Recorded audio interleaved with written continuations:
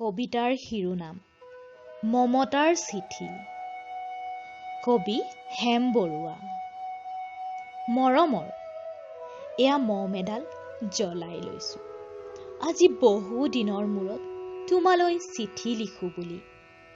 বাহিৰৰ উৰুঙা বতাহ জাক আহি মমডাল কোবাইছে। চাওঁ খিৰিকীখন চপাই দিওঁ। 7 বছৰৰ আগৰ কথাবোৰ তোমাৰ মনত আছেনে?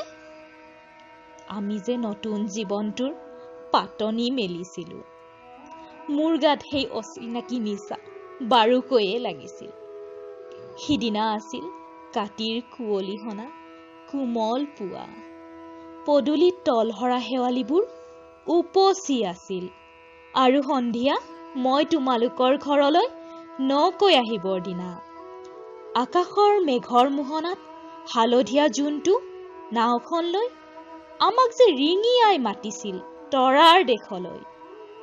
মই লোৱা কঁকালৰ ৰিহাখনলৈ তুমি বাৰু তেনেকে কিয় একেথৰে চাইছিলা? মোৰ কেনে লাগিছিল জানা? তুমি যেন কোনোবা দূৰ বিদেশৰ স্বপ্নাতুৰ আলোকৰ মানুহ, আৰু মই যেন তলহৰা এপাহ শেৱালি।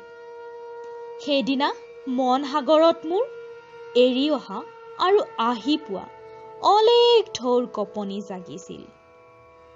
তোমাৰ জানো এইবোৰ কথা মনত নাই? আমাৰ দেউতাই যে চিঠি লিখিছিলে, আই তই নতুন ঘৰত হাঁহি মাতি থাকিবি। এইবোৰ 7 বছৰৰ আগৰ কথা। মোৰ যে সকলোবোৰ পুৰাণৰ সাধু যেন লাগে। জেঠমহীয়া দেউতাৰ বছৰেকীয়া হৈ গ'ল। তোমাৰ বাবুল এতিয়া বৰটো হৈছে। তাৰ ওপৰ পাৰি এধানিমান ডালিম গুটি যেন দাঁত অকণি গজিছে। সি মোক একেবাৰে এৰিকে নিদিয়ে। কেতিয়াবা মোৰ যে ইমান খং উঠে, তুমি নাই নহয় সেইকাৰণে।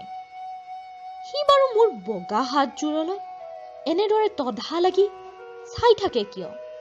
তাৰ উপজাৰে পৰা এইযোৰ কাপোৰ চিনাকি সেইকাৰণে নহয়। বাবুল এতিয়া বৰটো হৈছে বুজিছা, আৰু ডাঙৰ হলে স্কুলত তাক নাম লগাই দিম। সি আঁতৰি থকা সময়খিনি মোৰ যে বুকুখন তেনেই উদং হৈ থাকিব ভাই। আৰু কি লিখিম, বিশেষ একো নাই।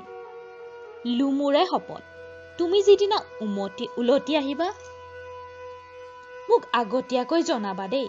মই ভোগদৈয়েদি ফটিয়াই গৈ বুঢ়া লুইতৰ বুকুৰ পৰা তোমাক ৰিঙিয়াই মাতিম।